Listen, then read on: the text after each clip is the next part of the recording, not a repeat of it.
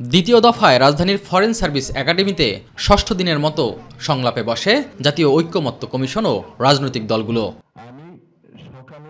কয়েকটি দলের আপত্তির মুখে জাতীয় সাংবিধানিক কাউন্সিলের নাম পরিবর্তন করে সাংবিধানিক ও সংবিধিবদ্ধ প্রতিষ্ঠানের নিয়োগ নামে এ বিষয়ে পুনরায় আলোচনা হয় এদিন। পাশাপাশি প্রস্তাবিত কমিটিতে রাষ্ট্রপতি ও প্রধান বিচারপতিকে বাদ দিয়ে কাঠামোগত পরিবর্তন আনা হয় কমিশনের পক্ষ থেকে। তবে বিএনপি সহ কয়েকটি দল এই কমিটি না হওয়ার পক্ষে আগের অবস্থানে অটল। শুধু তাই নয়, প্রধানমন্ত্রীর মেয়াদ বিষয়ে একমত হতে শর্ত জুড়ে দেওয়ার কথা জানায় দলটি। 10 বছরের বেশি কোনো ব্যক্তি প্রধানমন্ত্রী থাকতে পারবেন না, এই বিষয়ে আমরা একমত। তবে এই জাতীয় সংস্থাগুলো এনসিসি বা সাংবিধানিক নিয়োগ কমিটি, এই জাতীয় সংস্থাগুলো যদি দিয়ে নির্বাহী বিভাগের সমস্ত কর্মকাণ্ডকে সমস্ত জায়গায় ইন্টারফেয়ার করার যেখানে সম্ভাবনা থাকে এগুলো করা হয়, তাহলে আমরা সেই প্রস্তাবটা গ্রহণ করতে পারবো না। বিএনপির এই শর্ত অধিকাংশ রাজনৈতিক দল মানবে না বলে মনে করে জামাত, এনসিপি সহ বিভিন্ন দল।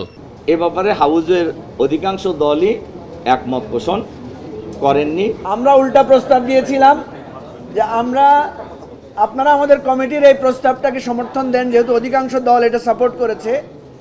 প্রয়োজনে আমরা প্রধানমন্ত্রীর মেয়াদের বিষয়ে আমরা বিবেচনা করব। আমরা মনে করি এইখানে বেশিরভাগ রাজনৈতিক দল এইটাতে আসলে একমত হবে না, কারণ প্রধানমন্ত্রীর মেয়াদ সেটা একটা ভিন্ন বিষয়। বিএনপি এবং সমমনা দল যেগুলো আছে তারা যেন এনসিসির বিষয়ে ইতিবাচক সিদ্ধান্ত গ্রহণ করেন। এদিন রাষ্ট্র পরিচালনার মূলনীতি সংস্কার নিয়েও আলোচনা হয় বৈঠকে। তবে এ বিষয়েও কোনো ঐক্যমত্যে পৌঁছাতে পারেনি দলগুলো। এখন পর্যন্ত এই বিষয়ে কোনো ঐক্যমত্য তৈরি হয়নি। তবে সাম্য, মানবিক মর্যাদা, সামাজিক সুবিচার, গণতন্ত্র, ধর্মীয় স্বাধীনতা, সম্প্রীতি এবং পক্ষপাতিত্বহীনতা, এই 5টি বিষয়ে উল্লেখ থাকার বিষয়ে অধিকাংশ দলের সমর্থন রয়েছে। অমীমাংসিত বিষয় নিয়ে আগামী সপ্তাহের প্রথম কার্যদিবসে পুনরায় আলোচনা করবে জাতীয় ঐক্যমত্য কমিশন। এস এম আরিফ, মাই টিভি, ঢাকা।